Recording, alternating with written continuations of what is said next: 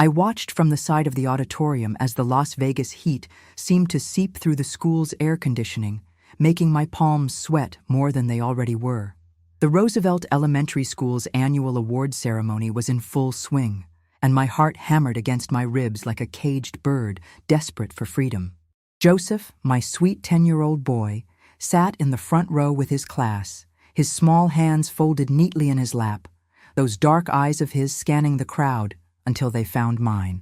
When our gazes met, I gave him the biggest smile I could muster, the kind that said, "I'm so proud of you," without needing words.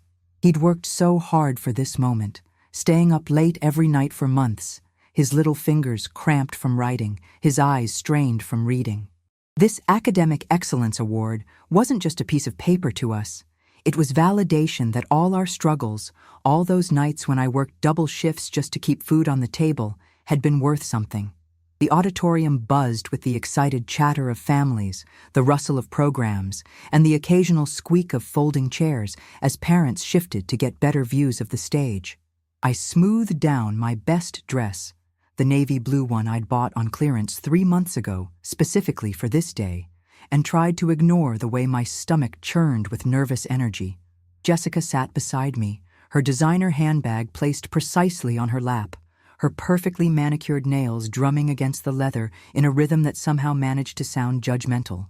My sister had always been the successful one, the one who married well, lived in the nice part of town, and never had to worry about whether the electricity bill would get paid on time. But today wasn't about her.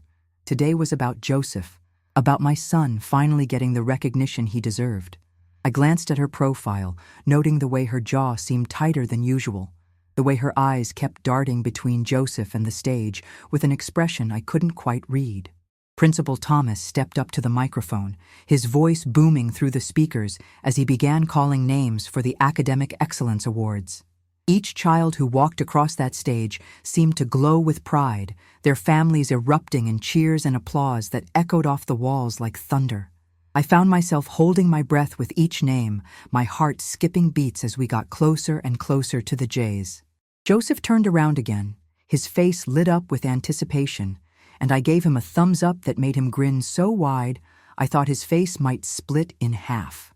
This was his moment, the moment when all those times he'd been overlooked, all those times other kids had made fun of his secondhand clothes or his packed lunches that weren't quite as fancy as theirs, would fade away into nothing. He was brilliant, my boy, absolutely brilliant, and finally everyone would see what I'd known all along.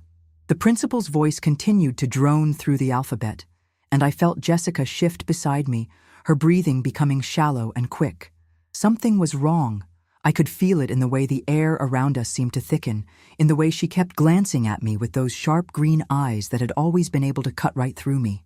We'd grown up together in this same city, shared the same bedroom until we were teenagers, dreamed the same dreams of getting out of our parents' tiny apartment and making something of ourselves. But somewhere along the way, we'd taken different paths, and now it felt like we were speaking different languages, even when we used the same words. I tried to catch her eye, to give her a questioning look, but she was staring straight ahead at the stage with an intensity that made my skin crawl. Whatever was bothering her, whatever had put that strange expression on her face, I hoped it wouldn't ruin this perfect day for Joseph. "Joseph Martinez," Principal Thomas announced, and my heart exploded with joy so pure and overwhelming that I thought I might actually float right out of my chair. This was it. This was the moment I'd been dreaming of since the day I first held my son in my arms and promised him that his life would be different, better than mine had been. I started to rise from my seat, ready to cheer louder than any parent had ever cheered before, when I saw Jessica lean forward toward Joseph. Her lips moved quickly, urgently, and I watched in horror as my son's face changed from excitement to confusion to something that looked almost like fear. He glanced back at me, then at Jessica, then at the stage where Principal Thomas was waiting with that beautiful certificate that had Joseph's name written in elegant script across the top. The seconds stretched like hours as I watched my boy wrestle with whatever Jessica had whispered to him, his small shoulders sagging under the weight of words I couldn't hear but somehow knew were poison. The auditorium fell silent except for the hum of the air conditioning and the distant sound of traffic from the street outside. Joseph remained frozen in his seat, his classmates turning to look at him with expressions ranging from confusion to embarrassment. Principal Thomas called his name again, this time with a note of concern in his voice, and I felt something cold and terrible settle in my stomach like a stone. My sister's hand was still on Joseph's shoulder, her grip tight enough that I could see her knuckles turning white. And when she finally looked at me, there was something in her eyes that I'd never seen before. Something that looked almost like guilt mixed with a determination that scared me more than I wanted to admit. The other parents were starting to murmur among themselves, their whispered conversations creating a buzz of speculation that made my cheeks burn with shame and confusion. What had she said to him? What could possibly have made my confident, excited little boy suddenly look like he wanted to disappear into the floor? I leaned across the narrow space between our chairs, my voice barely a whisper but sharp enough to cut glass. "What did you say to him?" The words came out harsher than I'd intended, but I didn't care about politeness or family harmony anymore. I cared about my son, about the way he was sitting there like a statue while his moment of triumph slipped away second by second. Jessica's eyes met mine, and for just an instant, I saw something that might have been regret flicker across her features before it was replaced by that same cold determination. She opened her mouth as if to answer, then closed it again, her gaze shifting back to Joseph, who was now looking between us like a tennis ball at Wimbledon. The principal called Joseph's name a third time, and I could hear the confusion in his voice, the way he was trying to maintain his professional composure while clearly wondering what was happening in the audience. Time seemed to slow down as I watched my son's dreams crumble in real time, and I felt a rage building inside me that was unlike anything I'd ever experienced before. The moment stretched on like a nightmare, with Joseph still frozen in his seat and the entire auditorium watching our family drama unfold in real time. I could feel the weight of hundreds of eyes on us, could hear the whispered conversations growing louder as parents tried to figure out what was happening. My hands were shaking now, trembling with a combination of fury and heartbreak that threatened to overwhelm me completely. This was supposed to be Joseph's day, his moment to shine, and somehow my own sister had managed to steal it from him with just a few whispered words. I looked at my boy's face, saw the confusion and hurt written there in lines too deep for someone so young, and I knew that whatever Jessica had said, whatever poison she'd poured into his ear, I was going to make her pay for it. The principal was moving on to the next name now, Joseph's certificate still sitting on the podium like an accusation, and I felt something inside me break so completely that I wasn't sure it would ever heal again. The drive home from the school felt like the longest 20 minutes of my life, the silence in my old Honda so thick I could practically taste it. Joseph sat in the back seat, his small frame pressed against the window as he watched the familiar streets of Las Vegas blur past, his reflection ghost-like in the glass. I kept glancing at him in the rearview mirror, searching for some sign of the excited little boy who'd bounced out of bed that morning, chattering about his award and asking if we could go to his favorite pizza place afterward to celebrate. Instead, I saw a child who looked like he'd aged years in the span of a single afternoon, his shoulders curved inward as if he was trying to make himself invisible. The certificate that should have been in his hands was probably still sitting on that podium, unclaimed and forgotten, while other children's achievements were celebrated and photographed for proud parents to post on social media. My knuckles were white against the steering wheel as I fought the urge to turn the car around and march back into that auditorium to demand answers. Jessica had disappeared immediately after the ceremony ended, slipping out through the side exit before I could corner her and demand an explanation for what she'd done to my son.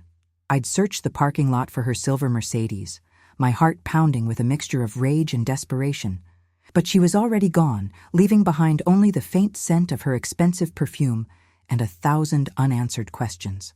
The other parents had given us a wide berth as we'd made our way out of the building, their curious glances and whispered conversations following us like shadows. I'd held Joseph's hand tightly, trying to project a confidence I didn't feel, but inside, I was crumbling piece by piece. How could my own sister, the woman who'd helped me through my divorce, who'd been there when Joseph was born, who'd claimed to love him like her own nephew, do something so cruel and inexplicable? The betrayal cut deeper than any knife, leaving wounds I wasn't sure would ever heal. When we finally pulled into our driveway, The small house that had always felt like our sanctuary now seemed to mock us with its cheerful yellow paint and the flower boxes I'd installed last spring. Joseph unbuckled his seatbelt with mechanical precision, his movements slow and deliberate, like an old man instead of a 10-year-old boy.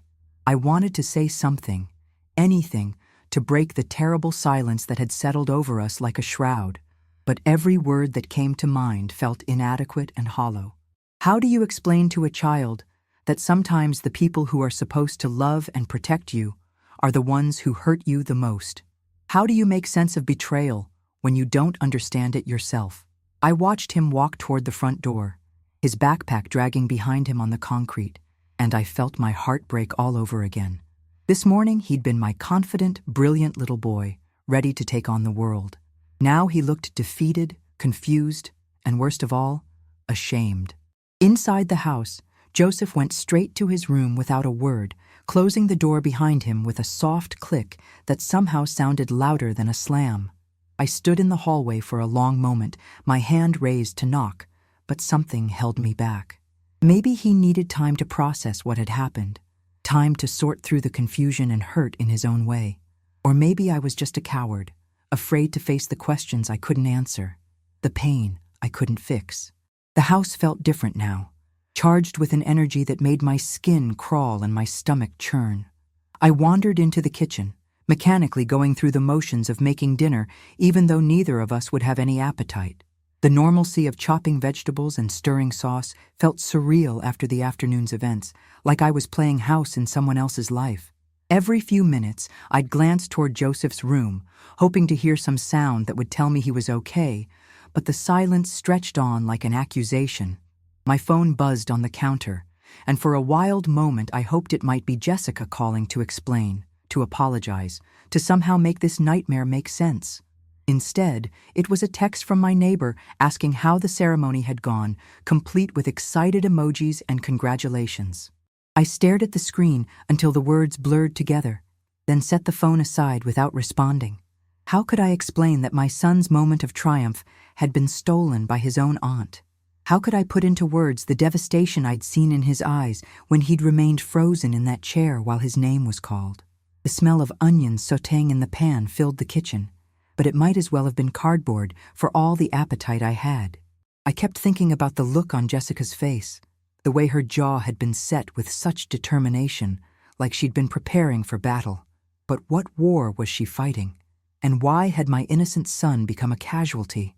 The evening news droned on in the background, stories of traffic accidents and political scandals that seemed to belong to another world entirely.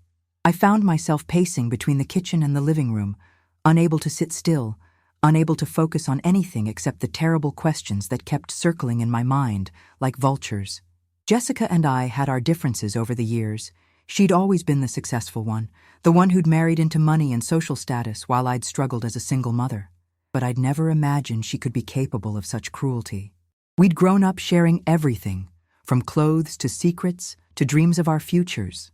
She'd been my maid of honor at my wedding, had held my hand during labor when Joseph was born, had been the first person I'd called when my marriage fell apart. The woman who'd whispered poison into my son's ear couldn't be the same sister who'd helped me move into this house, who'd bought Joseph his first bicycle, who'd claimed to be proud of the man he was becoming. As the sun began to set outside, painting the sky in shades of orange and pink that should have been beautiful but instead felt mocking, I finally worked up the courage to knock on Joseph's door. "Honey, can I come in?" My voice sounded strange to my own ears, too high and too bright, like I was trying to convince myself as much as him that everything was going to be okay. There was a long pause before I heard his muffled, "Okay," and when I pushed open the door, I found him sitting on his bed with his homework spread out around him, though it was clear he hadn't written a single word. His eyes were red-rimmed but dry, and when he looked up at me, I saw something in his expression that made my chest tighten with panic. It was the look of a child who'd lost faith in the adults around him, who'd learned too young that the world wasn't the safe, fair place he'd believed it to be. I sat down on the edge of his bed, careful not to disturb his papers, and tried to find words that could somehow bridge the gap that had opened between us and the life we'd known just hours before. The weight of the day settled over us like a heavy blanket as I reached out to smooth his hair, the same gesture I'd been making since he was a baby. "Do you want to talk about what happened today?" I asked, though part of me was terrified of what he might say. Joseph looked down at his math worksheet, his pencil rolling between his fingers like he was trying to solve a problem much more complex than long division. When he finally spoke, his voice was so quiet I had to lean closer to hear him. "Aunt Jessica said I shouldn't go up there because—" He trailed off, his young face scrunched up in concentration as he tried to remember the exact words. "She said something about not being a real part of the family, about how it would be embarrassing." The words hit me like a physical blow, stealing the breath from my lungs and making the room spin around me. Not a real part of the family? What could that possibly mean? Joseph was my son, my blood, my everything. How could anyone, especially my own sister, suggest otherwise? But even as the questions multiplied in my mind, I could see the doubt that had been planted in my boy's heart, the seed of shame that was already beginning to grow. That night, sleep eluded me completely as I lay in bed staring at the ceiling, my mind racing through every conversation I'd ever had with Jessica, searching for clues I might have missed. The digital clock on my nightstand seemed to mock me as the hours crawled by. 11:47, 12:23, 1:15, each minute feeling like an eternity, while questions without answers churned in my head like a storm. What had she meant when she told Joseph he wasn't a real part of the family? The phrase kept echoing in my mind, each repetition making less sense than the last. Joseph was my son, born from my body, raised with my love, carrying my hopes and dreams in his bright eyes and gentle heart. The next morning arrived gray and overcast, matching my mood perfectly as I went through the motions of making breakfast and getting Joseph ready for school. He moved like a sleepwalker, mechanically eating his cereal and gathering his books without the usual chatter about his friends or excitement about the day ahead. The silence between us felt different now, heavier somehow, weighted down with secrets and hurt that neither of us knew how to address. I wanted to call the school, to explain what had happened and ask if Joseph could still receive his award, but every time I reached for the phone, shame stopped me cold. How could I explain that my own sister had sabotaged my son without sounding like we were a family in chaos? After dropping Joseph off at school, I found myself driving aimlessly through the streets of Las Vegas, past the glittering casinos and tourist attractions that had always seemed so foreign to my everyday life. The city looked different in the harsh morning light, less magical and more desperate, like a beautiful woman without her makeup. I ended up in Jessica's neighborhood almost without realizing it, my car seeming to navigate there on its own, while my conscious mind was still wrestling with what I would say if I actually had the courage to confront her. Her house sat on a perfectly manicured street where every lawn was emerald green despite the desert climate, where every driveway held cars that cost more than I made in a year. The white stucco mansion with its red tile roof and elaborate fountain had always intimidated me, a constant reminder of how different our lives had become. That evening, after Joseph had gone to bed, I finally worked up the courage to dial Jessica's number. My hands were shaking as I pressed the buttons, my heart hammering against my ribs like it was trying to escape. The phone rang once, twice, 3 times, and I was almost relieved when I thought it might go to voicemail, giving me more time to prepare what I wanted to say. But then her voice came through the speaker, cool and composed as always, as if nothing had happened, as if she hadn't just blown up our family with her inexplicable cruelty. "We need to talk," I said, my words coming out sharper than broken glass. And when she agreed to meet me the next day, I knew that whatever she told me would change everything forever. The coffee shop on Flamingo Road buzzed with the usual lunchtime crowd, but I might as well have been sitting in a tomb for all the awareness I had of my surroundings.